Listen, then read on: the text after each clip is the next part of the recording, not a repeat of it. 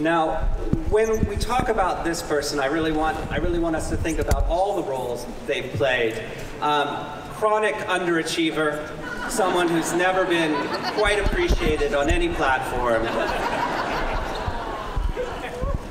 The Grammy, Tony, and many other awards I can't even name. Force behind Hamilton and The Heights. The man you may know now as Texan balloonist and adventurer extraordinaire Lee Scoresby, Mr. Lin-Manuel Miranda.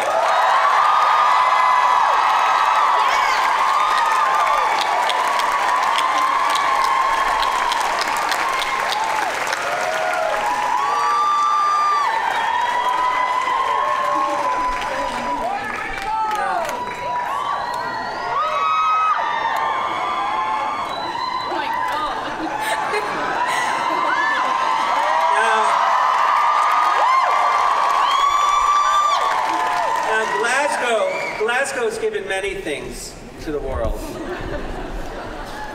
But in one person, they gave us a mutant telepath, another sociopath, like Ruth's, but this one even more homicidally inclined, if that's possible, with many, many personalities. A man who has played all kinds of strange creatures, including a lovable fawn. Please join us, Mr. James McAvoy.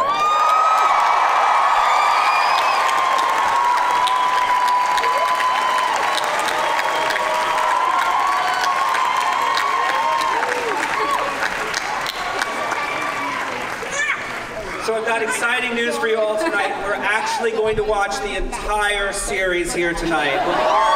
Let's go! Just 8 hours straight. 8 hours. And then we'll go for the next 2. How about that? Does everybody want to do that? No, but in fact, I want to show you something very special, which is, we're going to roll it now. Let's roll this amazing piece of footage.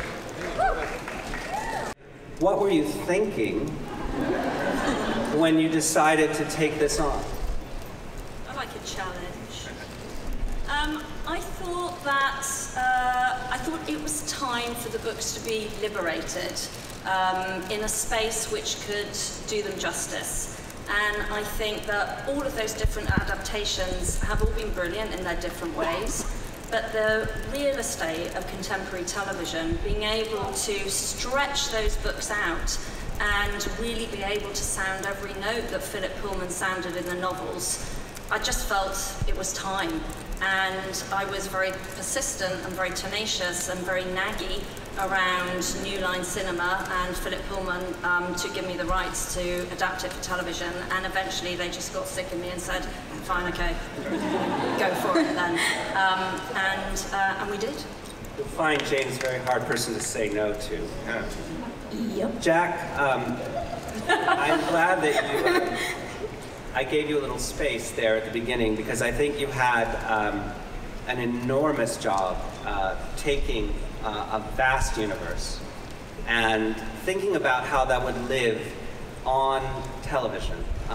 The canvas that Pullman creates is so vast. I'm wondering, because of course you had taken on an iconic property before for the stage, what are the keys in terms of taking something that people feel so attached to and reinterpreting it? And how do you not just scream for mercy?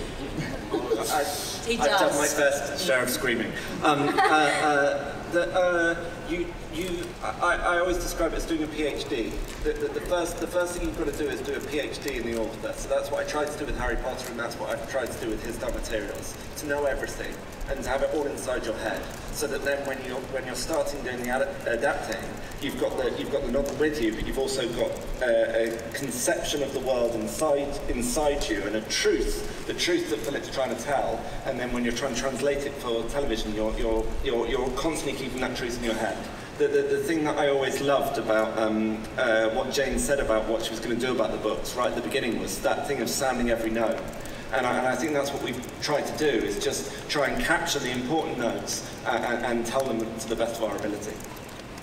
One of the things that I'm sure you've all read these books, and if you haven't, run out and read them, that makes this world so extraordinary is the whole concept of a demon. And for an actor, that's a really tricky proposition because it's not a character that's been animated or created for you to act against, but rather an extension of your actual living soul. So particularly, you know, with Lyra, but also with Mrs. Coulter, that character betrays a lot about what you're going through. So I'm wondering how that worked for you as a company of actors. You're dealing with puppets at some points, but you're really imagining yourself outside of yourself. You want to start, Daphne? Well, I think it was a massive help having it there because it does help you. You only do, like, okay. The demon is the more sensible, the more responsible part of you. So, like, for example, Lara will be running up on a roof, and she'll be about to jump, and Pam will be like, no, don't jump, but she'll still jump. So it just helps that contradiction that she has in her head about, this is dangerous, but I'm still gonna do it anyway. So it does help you having that, and it's a beautiful relationship that, for example, Lara has an amazing relationship with Pan. Like, she really loves Pan, and she really takes care of Pan. She has these amazing scenes with Pan where it's just her and Pan talking. And it really helps you as an actor because you really see the interior of life of the character just by talking. Because it's talking to yourself, but not because it's outside of you. So that really shows Lara's love towards herself, and you can see different relationships with different characters towards themselves. Ruth, you have a particularly nasty little demon. Yes. My monkey is particularly nasty, but... Don't touch the monkey. As I say, misunderstood. Yes. No, it was really amazing because these guys, very early on, they decided to use puppeteers to help us on the day. It not only helped us, but it helped the camera crew and the editors to know where these demons were going to be on the screen. But I have a guy called Brian who plays my monkey, and he's real. And Josh James, and he's lovely. He's like, and he's brilliant. We together, I knew that this was a key to who Mrs. Coulter was her relationship with her demon. And unlike everyone else, my demon does not speak. And I'm pretty cruel to my demon, and in return, my demon is pretty cruel to other people. And so we had to work out where that came from. And I think it's a real key to who Mrs. Coulter is. It's the key to who everyone is a relationship with themselves. And so that was, me and Brian worked a lot on how each scene we would move around a room, how each scene, if we're on our own, what that looked like. And it really gave so many more layers to who this character is through the eyes of, or by dealing with the demon and her relationship with it. So it was, and on the day you'd have him next to me. I mean, Brian was crawling around on the floor next to me, or in some, wasn't he? He was, yeah. You'd be And filming with Ruth, and Brian would be just like. Yeah, and now they have to edit him out, and it's quite sad to say goodbye to Brian. But We love you, Brian. we do. He's back for the second season, so that's good. We hired him back. Lynn, you play the most different character, I think, than you've ever played. I think people imagine you as many things, but I'm wondering about the conversation about Texan who flies balloons and why... Typecast, again.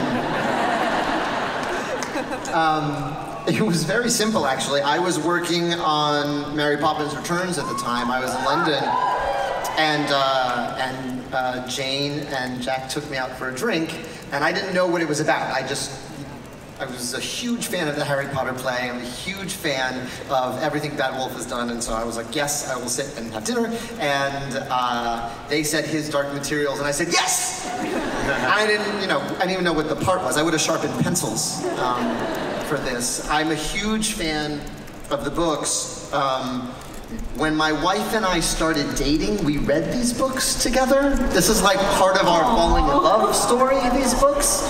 And it's a beautiful coming-of-age story, and there's a love story in there as well. So they're in a really special place in my heart. And they said Lee Scoresby, and I said yes. And then I figured if they saw it, I could find my way to seeing it. And I love my demon. You know, I've been lucky enough to work at Sesame Street for many years. I write songs for Sesame Street. And when you bring kids to the set, they don't look at the Muppeteers. They're just talking to Elmo. They're just talking to Grover. And that's how it was for us with our demons after a while, too. I had this amazing Arctic hare named Hester. And for me, she was this beautiful puppet. And the puppeteer who worked with her was so brilliant that I would just be talking to Hester. My relationship with Hester is like, we're like our own little buddy cop movie in the middle of this show, because I think Lee's a lonely guy. He spends a lot of time alone in the air, so we talk to each other constantly. So that was my relationship with my demon. So from Hester to Stella Maria, the thoroughly badass snow leopard. Yeah, that's my soul. That's typecast again, right? I think one of the really cool things about this world is that when you're a child before puberty, your demon is changeable, and it can change into any shape depending on what mood or just what you desire or what would help the situation. But when you reach puberty, when you start to settle on who you actually are, your demon also settles on a form, on an animal's form. And I guess the day that Lord Asriel's demon settled as a snow leopard, he went, wow, I'm totally badass. And I'm a real loner. And this is the other interesting thing. In this world, once your demon settles, you get to look at yourself and go, wow, I'm a subservient dog, or I'm a flighty sparrow, or I'm a badass snow leopard that just walks his own path, you know what I mean? And it's just it's a very different kind of, I guess, relationship with yourself, and your own kind of self-possession changes because you've got a reflection of yourself right in front of you you can't really hide from, you can't lie to, you can't lie about yourself. And by the way, everybody else can see what your soul is like as well. It's a really interesting, makes for interesting relationship dynamics. Jane, when you looked at this project as something to develop, one of the things that this has that makes it so unique as a work of children's fiction or young people's fiction is it's very dark and complicated and philosophical. And the ideas that you're dealing with in this are maybe more easily written about than conveyed as acting. I would think when you're thinking about Milton and Blake and whether there's a God, you don't necessarily think that they lend themselves to fantasy as easily in film. How did you, without virtue of having, with Jack, without virtue of having explanatory paragraphs, how did the two of you think about how are we going to immediately get people right in there into this totally different kind of place? Well, we fried each other's brains, I think, and those of everyone around us. I think that, Philip Pullman was our guide, really. In my experience, children love dark, complicated themes and big questions about who we are and where we are. And I think that Pullman never underestimates children, either as the hero and heroine of his books or as his readers. And Pullman says what he wrote was adult books that children should read. And I hope that we ended up making an adult piece that children will watch and should watch. But essentially we just followed his lead. He starts with Asriel trying to, nearly poisoned by someone he thought was his friend, and so the story opens. We put a few little bits and pieces of treats in for the few minutes before that, but essentially everything starts as it started in the books, with an attempted murder that Lyra stops. And from that moment on, everything in the world opens and blasts out. So it's a roller coaster ride of a narrative. His books are real page turners, and we just followed that pace. And Jack, when you're thinking about the fantastical, because you've already done something that would seem impossible, which is to take a world where people cast spells and create magic and put it into a live performance, which is hard to do, obviously.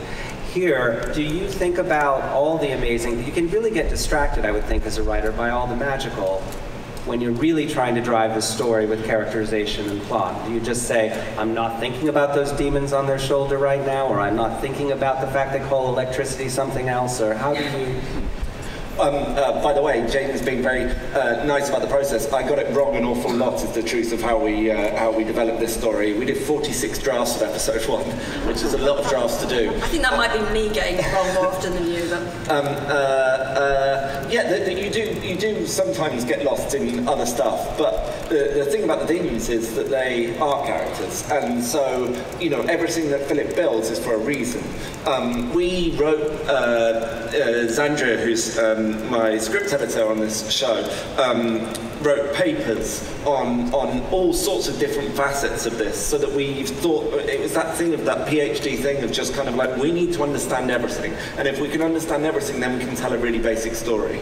And my favourite scenes in this show are just scenes between two characters. It's Lyra and Azrael together in a bedroom. It's Mrs. Coulter giving Lyra a bath. It's just little. It's Lyra stealing bacon from Lee Scoresby. It's little moments where you've just got the light coming in, and because we had these incredible actors that were prepared to test every single thing that I wrote and prepared to fight me on different things in a really interesting way. I just shared a 7-hour plane ride, no, 11-hour plane ride with Ruth Wilson, in which we were sitting next to each other, more or less, and I was literally passing a laptop over the seats so that she could read stuff and then give me notes, and then I would rewrite and then show her again, and that's what this process is about. Sounds like a relaxing plane ride. But sorry, Jack. Jane always said this is a show made by people who are very passionate about it, and that's the truth. Every single, I'd have massive arguments with our production designer. I'd have, and these guys took control of it and made it the humanity of it, which Philip is so full of humanity, made that absolutely the centre of what we did. It is an amazing story, especially when you look at it from Lyra's perspective, because it really is a coming-of-age story wrapped into a fantastical adventure. And I'm wondering, Dafne, how familiar were you with these books when you started out? Well, the books came out before I was born, so... That doesn't mean you can't read. That sounded really wrong. So I didn't really know about them, and I remember I had the audition. I had my last audition with Ruth. So I went into my audition, right, and I'd only been halfway through the book because I was like, nah, I'm not going to get it anyway, so whatever. So I went into the audition, I did it, then I was called, they were like, you got it. I was like, oh, right, we've got to read 3 books now. So I read them, and at the beginning I was like, okay, let's just mind open. Literally, until I finished the 3 books, I did not close the book. They're just so they're so fun. They're so entertaining. They're so good because Philip's amazing. I don't know how he gets these ideas, but I don't know where he gets these ideas from, honestly. But yeah, and it's also, if you look, it can be a children's story, but if you look deeper, you can really see all of these criticisms he does to lots of things. So I think it's quite age appropriate for everyone. And yeah, so I was a fan after I read the books, but before the show I had not heard of the books. Actually, Dafne, that just convinces me you're an even better actress than I thought you were. When you did your audition, I thought you'd read the books. I don't have an answer for that. Kudos to you.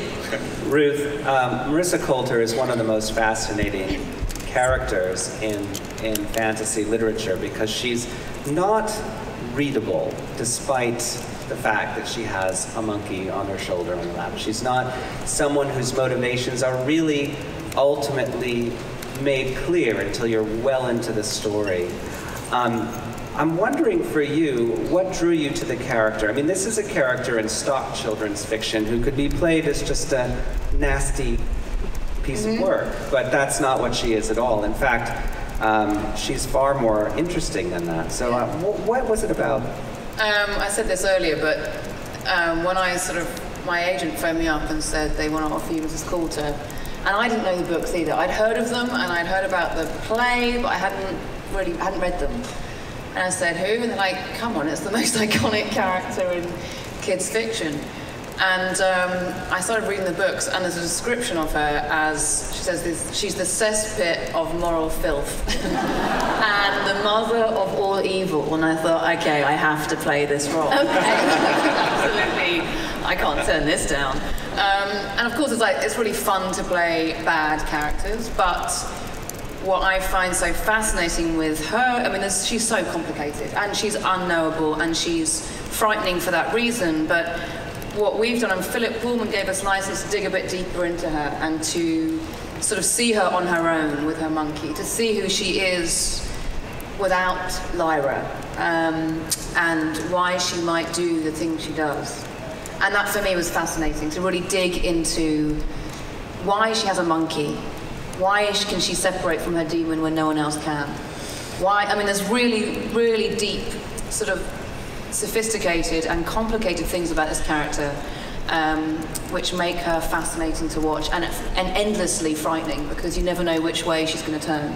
And that was what we've really enjoyed exploring with her. So it's great for me to play. I get to play all sort of facets of her. And that's what Philip allowed us to dig deeper.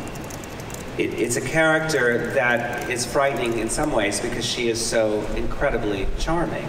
Yes. I mean, yeah, she has this charm, and she's beautiful and glamorous, and she wears great outfits. Great outfits. Yeah, and she's got this monkey who's amazing looking. You know, she's very powerful, and that's why she's frightening, because she holds so much power, and she can manipulate. She's the master manipulator.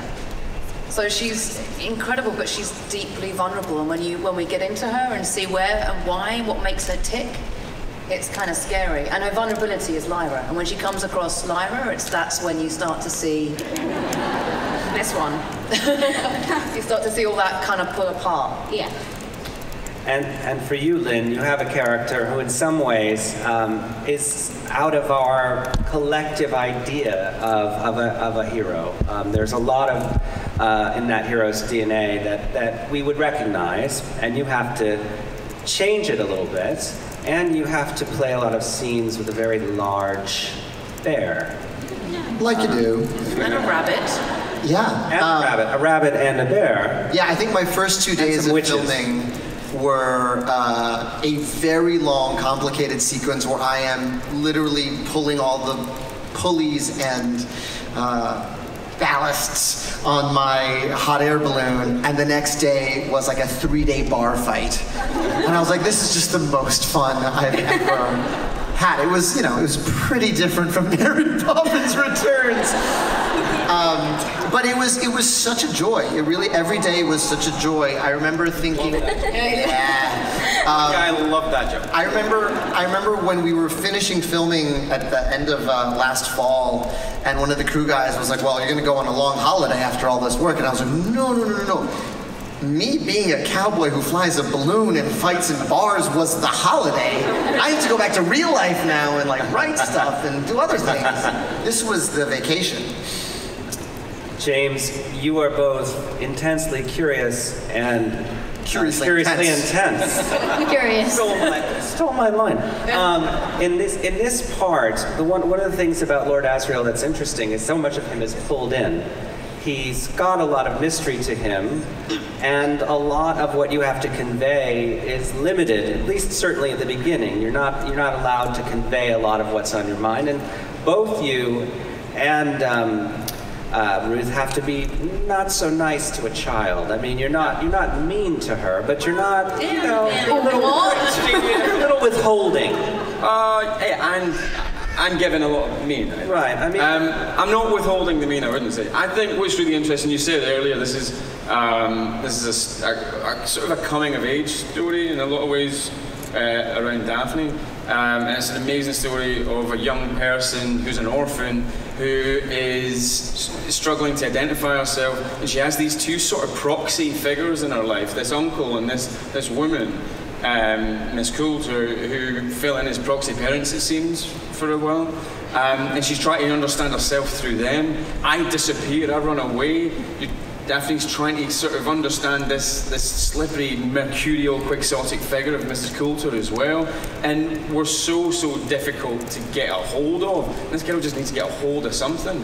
And it's just so compelling. And if we don't withhold, if we aren't mean, which is so crazy, isn't it? That like, a kid is going to love the person that treats them mean, you know? It's like, because it's someone, you know? It's just heartbreaking. But yeah, we do have to be really mean. My demon's a snow leopard. I'm completely solitary, and I'm a predator. Do you know what I mean? I'm hardly cuddly. I'm going to give out, you know, bedtime stories. But yeah, he's got a very important mission. This whole thing, in many ways, you said again, it's a coming of age story. The story won't work unless she comes of age, and that plays into the themes of the whole thing. The whole thing is about freedom. And Lord Asriel is all about attaining that freedom for everyone on a grand scale that we won't give away right now. But he'll sacrifice any love in his life for that goal, for that purpose. And some little girl that he keeps an eye on sometimes, he'll put that set in. In many ways, the characters are archetypal mother and father characters. They start one way, they end another. In some ways, she's bouncing off the two of you, looking for nurturing, looking for guidance, hero worship, and disappointment.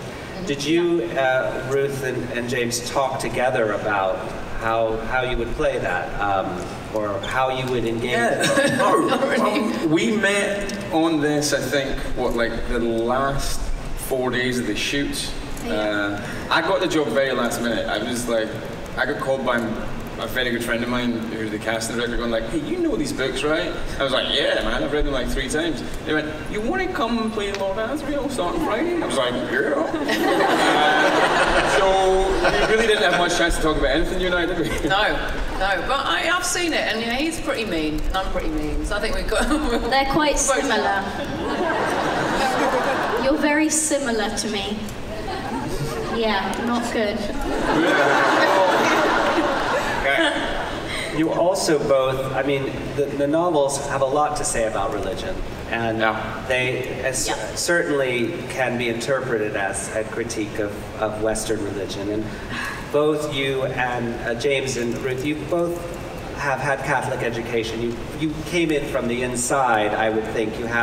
You bring special things to this work because you're looking at it through the lens of people who may have learned a lot of doctrine and theology in your educations. I'm wondering, do you think about that, about how, as people who may have been exposed to church teaching or grown up in a Catholic tradition, how do you feel about the way the story works, or do you even think about it that way?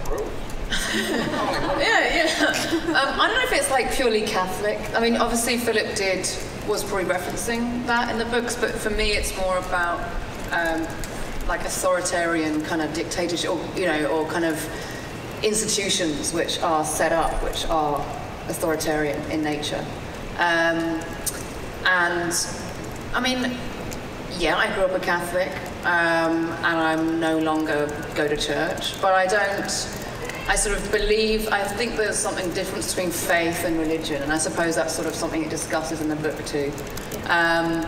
But that's why these books are so fascinating. They kind of deal on such different levels. They deal with just being a child, a coming of age story, but they're also about philosophy and religion and faith and spirituality and the animal sides of ourselves. So that's why they're kind of amazing and fascinating, and they keep you all hooked in and surprised every page you turn of those novels, and in every scene you watch. There's something new to talk about and discuss, and how our community is structured and how we sort of live within our community, whether it needs politics or religion or family. So all those things are in the books and in this show. Jack, when you think about these books, in a lot of ways they're deeply celebratory of the human spirit, of unmooring yourself from what you maybe feel like you ought to do, and living in the moment, living your life, finding your passion without giving up your soul, right? Do you think they're particularly timely at this moment when we're arguing about a lot of this stuff? The thing that when we were pitching it around town, the thing that I kept on saying was that this is an anti-superhero story.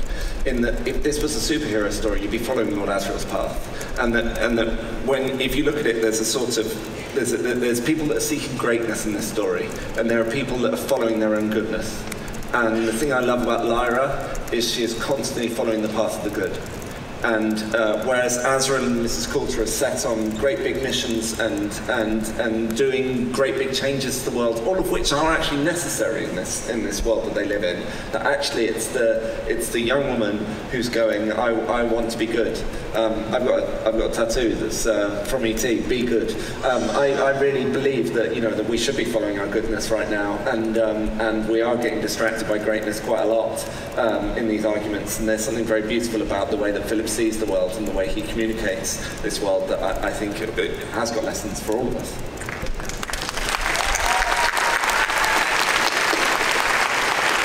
Man, he hit you with the tattoo that was the thesis of the show. That's a flex. That's a flex, y'all.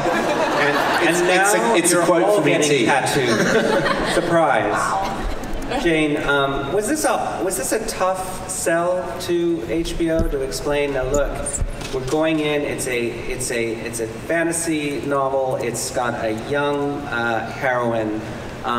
It's totally different than what's on TV right now. How hard was it to kind of convey these very complicated ideas to the network to sort of get it out there? Well, it was a long process. It took us a couple of years to really begin to put the piece together in a way that people other than myself and Jack and Dan, my fellow executive producer, and a small group of people could. Its appeal for HBO is actually the very fact there is nothing else like it on television. It's not an easily comprehensible piece, and I think they felt that was very much for them. Can I just say something? I just want to say something really quickly about the religion piece. Do you mind if I do that? I would love for you. Okay. Just because I think that often, is one of those, and I don't think there's anything wrong with this. I think one of the great things about his dark materials is there's so many different conversations to have about it, and there are many conversations about the religious aspect of his dark materials as well. And I think, like all conversations, talking about these days, it's better to have a conversation where there's some facts on the table, rather than just lots of assumptions that lots of people who haven't read the book sometimes make about the religion. Philip Pullman in these books is not attacking belief, he's not attacking faith, he's not attacking religion or the church per se. He's attacking a particular form of control, where there is a very deliberate attempt to withhold information, keep people in the dark, and not allow ideas and thinking to be free. And at times that can be personified by an autocratic kind of form of government or a church or whatever it is. And his dark materials is personified by the magisterium, but it doesn't equate to any particular church or form of religion in our world, and we should be clear on that.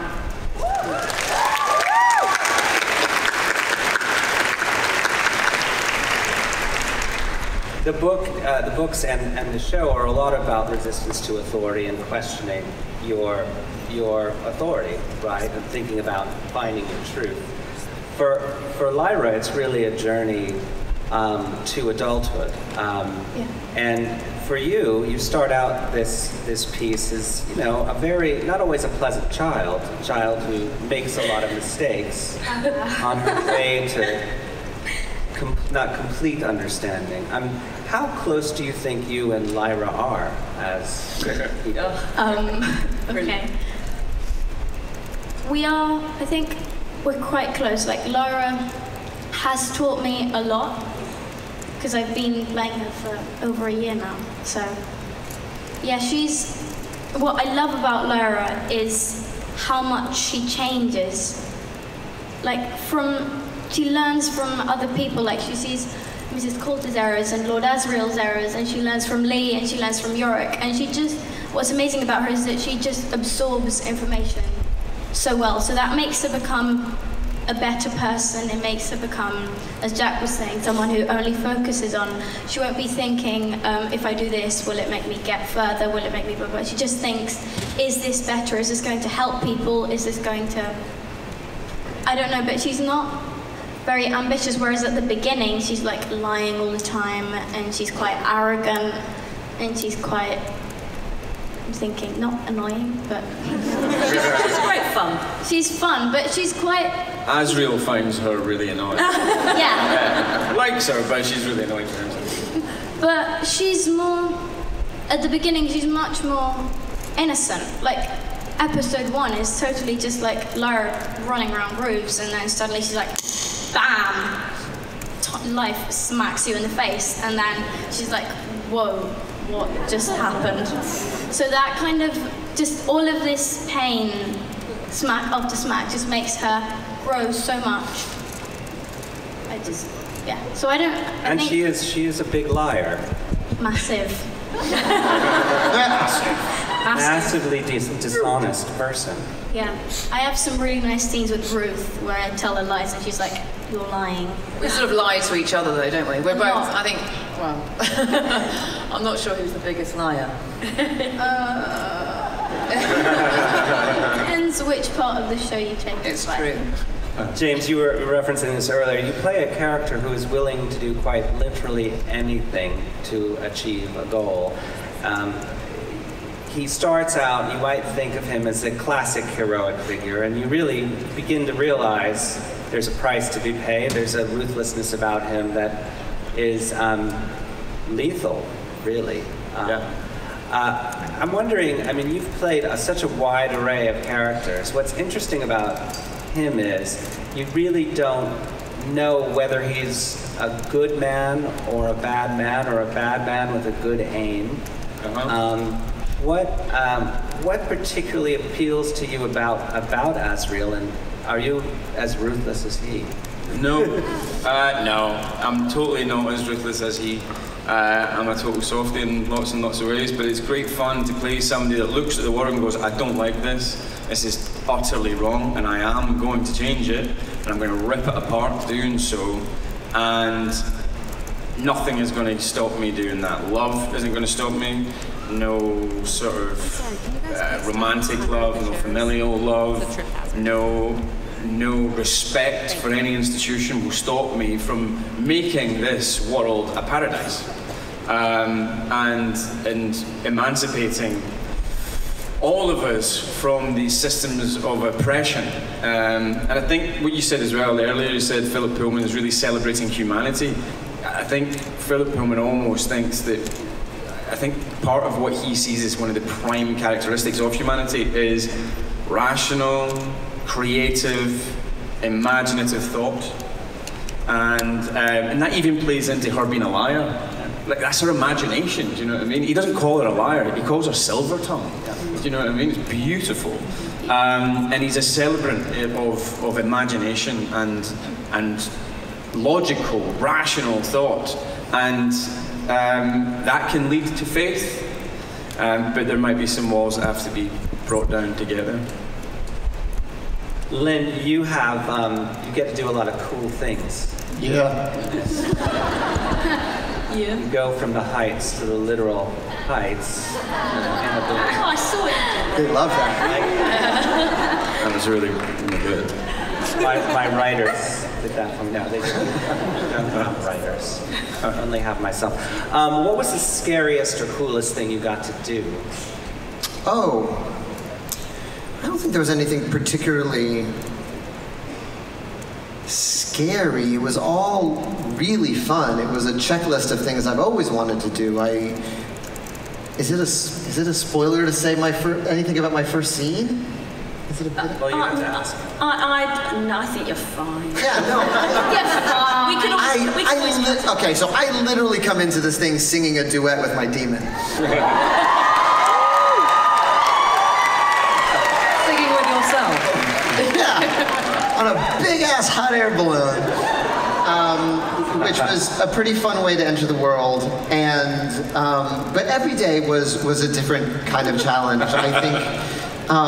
What's so fun about this world is you'll be doing a scene with someone and you're not just looking them in the eye to find their motives, you're looking at what their demon is doing. So every scene is like 3D chess. And that was a really particular acting challenge, and it was really joyous because I mean everyone, not only on this stage but in our company, is of such a high caliber that it really I just learned a lot. And I think that's all you can ask of any project. You cannot control the failure or success of anything. All you can hope to do is like get some more tools for your toolbox for the next one and learn a lot. And I had the best time working on this, and I can't believe we get to go back to summer camp this summer and do season 2. Yes! And Ruth, what's the best, worst thing about Mrs. Coulter? What is the thing you delight in getting to do? Well, You get to break knuckles. What do you get to do? Yes, I definitely that stuff is really exciting. So I've brought a bit of monkey into Mrs. C because she's a bit monkey. So I've decided to. You'll see that she becomes a bit monkeyish when she's at her worst. And I get to do something quite nasty to a child, and it was quite fun though. Sort of Please don't take these quotes out of context. Out of context, this sounds so wild. Oh my God, I just realized. It's a really interesting thing. Being mean to a child, right? That was so wrong. When you and Daphne sit down together and you think about these scenes. Yes. When you and Daphne sit down together and you think about these scenes, you go, Daphne, I'm gonna be horrible. No, I think I did say. No. I did. No, okay. No. Now you do. I think I just said a few times, okay, I'm going to have to be quite nasty to you. I think right at the beginning I said I'm going to have to be quite nasty to you. I hope, it doesn't mean I'm nasty. Please. No, I had some fight scenes which I really enjoyed actually. And both of us get to do quite a lot of action. Yeah. You do especially, but I really enjoyed the action side of it. Because Mrs. C is so controlled and so sort of glamorous and seemingly has lots of grace, but then you see her at her worst. And that's when I quite enjoy those bits. She's super cool. Yeah. She's super cool, yeah. She is really cool. Super evil and super cool. The worst human. I know there are a lot of people out there who have questions. Misunderstood. So we're going to start with some questions for the audience now. Ow! Literally 2 people. Oh, wow. No, there's actually a lot. Great, thanks. Oh, my God. There are tens of people. There's tens of There's thousands 4 of people. people. Oh, yeah, no. Hi. Oh my gosh, hello. Oh, yeah. Spotlight. My question is for Mr. Miranda. Could you maybe summarize why your Texan adventurer, it's fit for him to have a bunny? And if you could maybe do it in a freestyle rap? Sting! First of all, it's an Arctic hare, which are about knee high. This ain't Thumper. And I think why an Arctic hare suits Lee is they can survive on anything. They survive in really tough conditions. They're totally scrappy survivors, and so's Lee Scoresby. Go Texas. Hello. Within whatever you can say, what scenes have you filmed that you're the most excited for us seeing, or had the most fun with, or destroyed your soul the most? Who's that for? Literally everyone. It's going to be a long answer. Daphne, you guys did the most, so I'll leave it to you guys. I have this one scene, which I'm not going to spoil, but I'm very excited about with Ruth in episode 6, which is very fun. You'll like it. You've got to watch 5 episodes before that. Yeah. But no, it's all really fun. And episode 1 was the most, light fun, It was just me and Lou and Lloyd just running around places, jumping in laundry and doing that kind of stuff. So that was really fun to do. but like strong acting-wise, that scene with Ruth or a scene I have with you. Liz? No, you.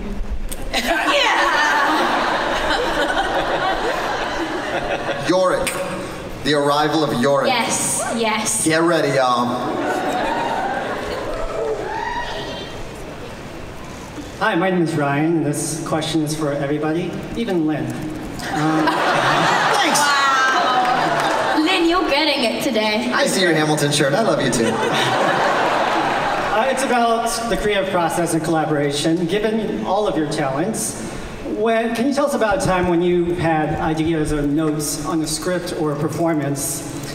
How do you work them out with your showrunner and your fellow cast members in the most collaborative and respectful way, while also elevating the work? Well, I think this question's best for Ruth, since she just had a very epic plane ride. There you go, 11 hours on a plane helps. No, talking to this man is quite good, because he's so collaborative, and he knows the books inside out. So it's really, this is the man to talk to if you have any script or character questions. Yeah. And they're really open to sort of developing and digging in. So it's been a lovely collaboration. It's very kind. Aww. Also, like, let me say one thing. Like Columbo. One more thing. I think I didn't, like, everything I said, Jack had already thought of it, so there wasn't much to say. Like, you'd be like, so Jack, yeah, I already thought of that. Okay, good. So, yeah. What's up? Huge fan. I have a friend from Colorado who loves you. His name is Tullis. Hi, Tullis.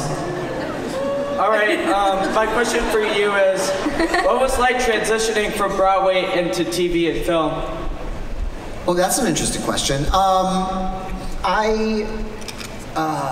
It's been kind of amazing. You know, for me, this has been a really wild ride. I feel like I always wanted to do film first, actually. I really wanted to be Chuck Jones when I grew up. I wanted to make animated movies when I was a kid, and then I fell in love with theater in high school, and I feel like I'm making my way back to my first love. But I kind of go into every project like I'm an apprentice. And so I feel like I learned so much on every project. There used to be these commercials when I was a kid. There was DeVry Technical Institute. You know what I'm talking about? And they're like, every month you learn to use a tool, and once you learn to use that tool goes in your toolbox, and by the end of 2 years you'll have a degree from DeVry. And that's how I think of every job I take. I'm getting another little tool for my tool belt. Sorry.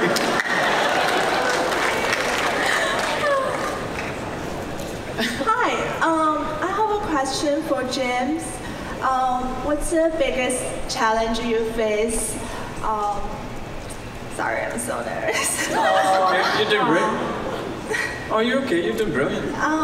What's the biggest challenge you face when you're portraying the character?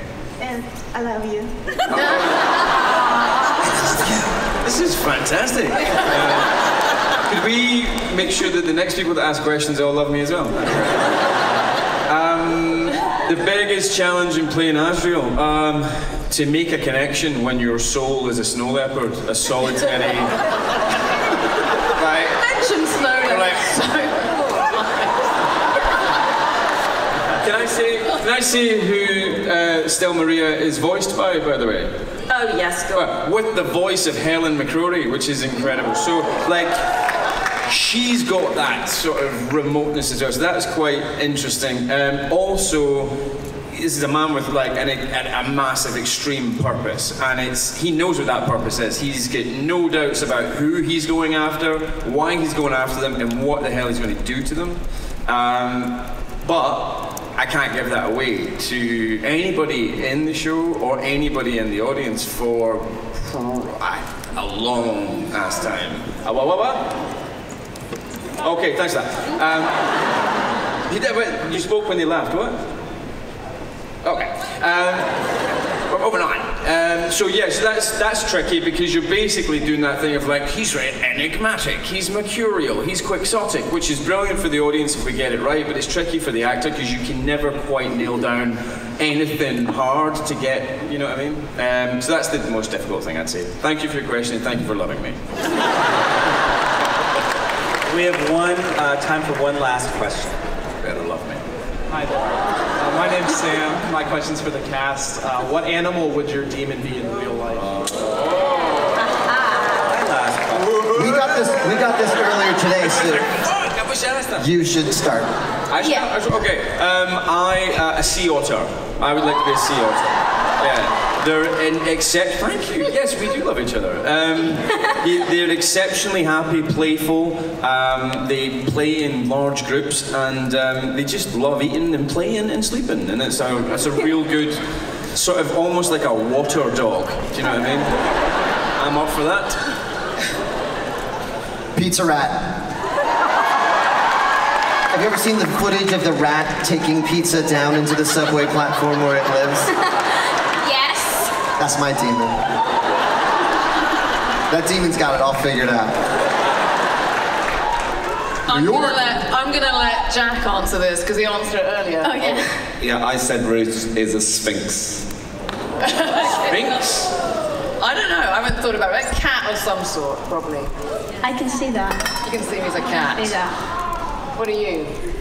I think I'm like, one of these really annoying tiny tropical monkeys, which are like bouncing around all the time. Yeah, one of those. Accurate. Jack? Oh, I'm a woodpecker. Yeah? You need to tell them why, Jack. Oh, I'm a very anxious person. And I'm obviously a wolf, coming from Bad Wolf as I do. I think I have to be a big wolf. And I'm thrilled to have hosted you today. The great thing about this show is it gives us all hope that we can imagine the world, or indeed any worlds, the way we want them to be if we do what Jack says, which is be good. So be good, and thank you all for joining us. Thank you, Comic-Con.